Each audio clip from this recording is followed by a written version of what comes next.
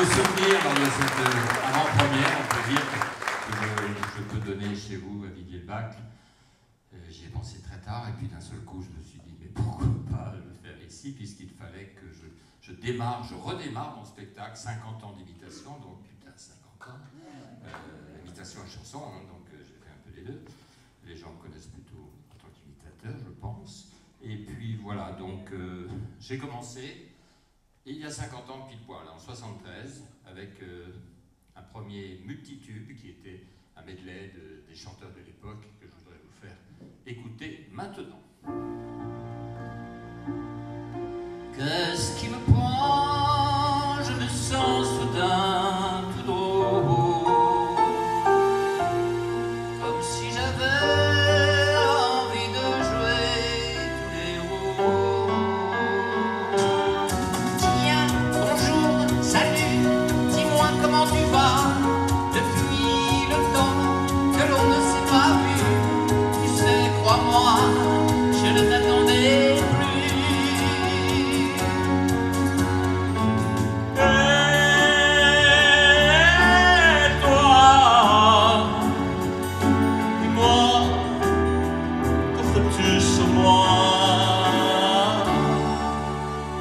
Pense à toi, tu ne dois rien comprendre.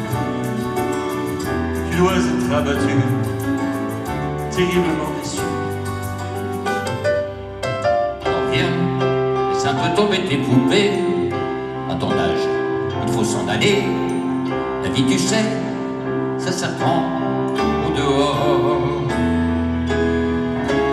Mais il est déjà trop tard, il faut se séparer. Car notre histoire est morte avant d'exister.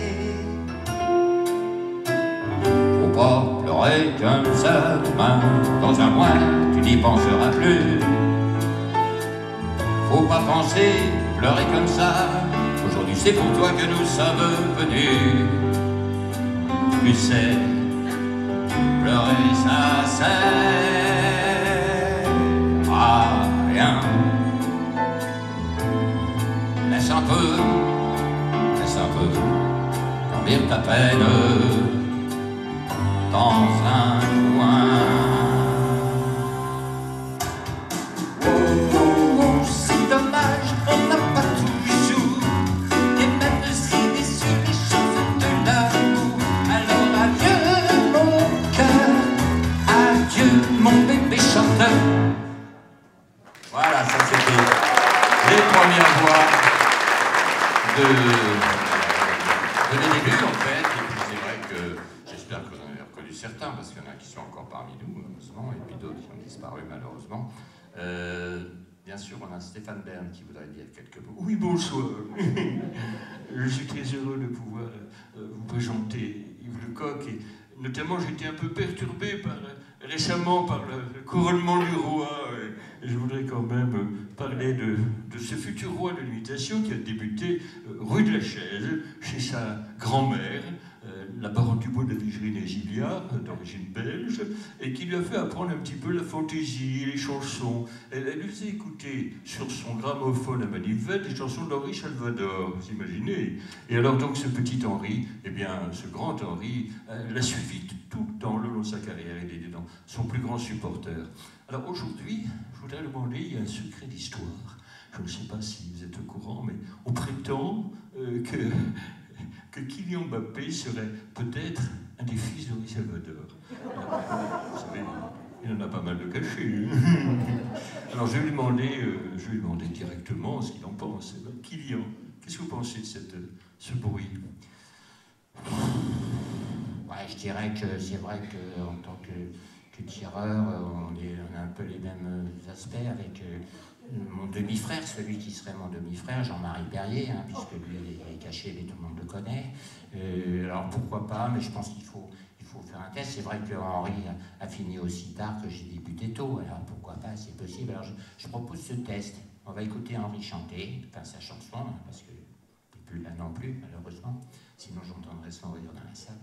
Et donc on va l'écouter chanter, puis moi je chanterai après, vous ferez la différence peut-être. Dans la jungle terrible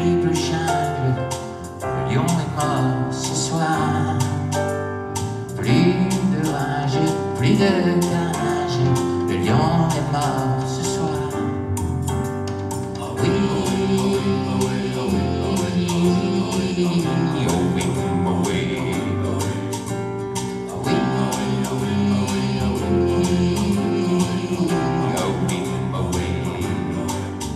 Bon, ben, je crois que je peux essayer maintenant.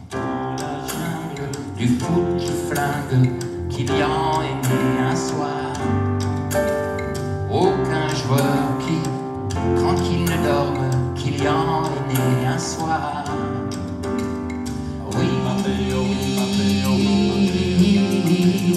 oh oui, Mbappé, à vous. Oui, oh oui, Mbappé. Voilà, je ne sais pas ce que vous en pensez. C'est proche, hein, c'est proche. En tout cas, bon, on va voir ce que ça donne ensuite. Moi, je vais tout de suite aller faire une partie de pétanque. Là, c'est un championnat que j'organise pour faire des enfants malades. Vous savez que j'ai tendance à faire des cadeaux à tout le monde. Merci beaucoup, merci. Alors, merci beaucoup, effectivement. Guy Lux, ça fait partie de mes débuts, le 18 juin, donc il m'a fait passer à la télévision pour la première fois. Mais auparavant, comment je suis arrivé là, c'est que j'étais reçu dans un cabaret au Point Chaud, Galerie Point Chaud, qui a ouvert 15 jours et qui a fermé aussitôt, parce qu'en fait, tout le monde se faisait inviter. Après l'émission de Guy Lux, tout le monde défilait pour boire un coup, mais personne ne payait, donc le bistrot a fait faillite, mais moi j'en ai profité pour me faire connaître de tous ceux qui sortaient de chez Guy Lux, toutes les stars, Johnny, ils étaient tous là le soir après l'émission, et moi je faisais mon tour, je faisais partie du programme du spectacle. Et il y avait dans la salle Éric Chardin qui s'amusait beaucoup de la parodie que je faisais sur l'accouchement de sa future, de sa femme. Ça t'a donné quoi? Déjà, le temps, tu l'as le temps. Ce ventre-là, c'est le tube que j'ai sorti pour toi.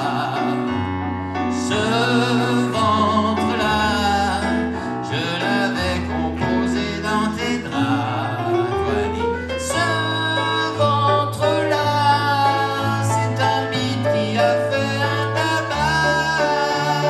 Mais qu'est-ce qu'on va pouvoir faire, mon amour, pour retrouver ce ventre-là? Elle chantait comme elle pouvait, hein. Elle s'amusait beaucoup. Elle faisait pas mal, ça m'a. Donc voilà, cette chanson était la parodie de mes premières parodies. Et puis après ça, il passait à l'Olympia en novembre et ils m'ont simplement embauché pour faire la première partie de leur spectacle, ce qui était quand même une grande chance.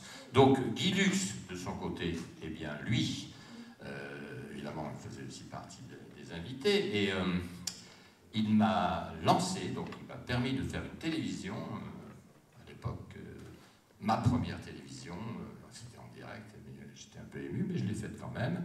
Et donc, c'était le 18 juin, et c'était une chanson...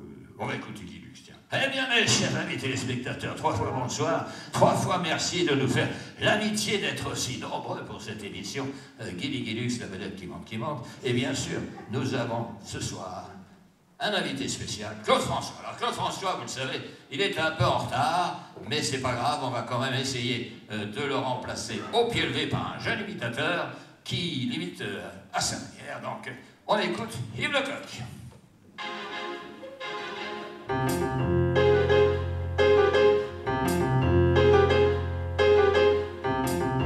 Oh, ça va, ça revient, ça fait de tout petit rien.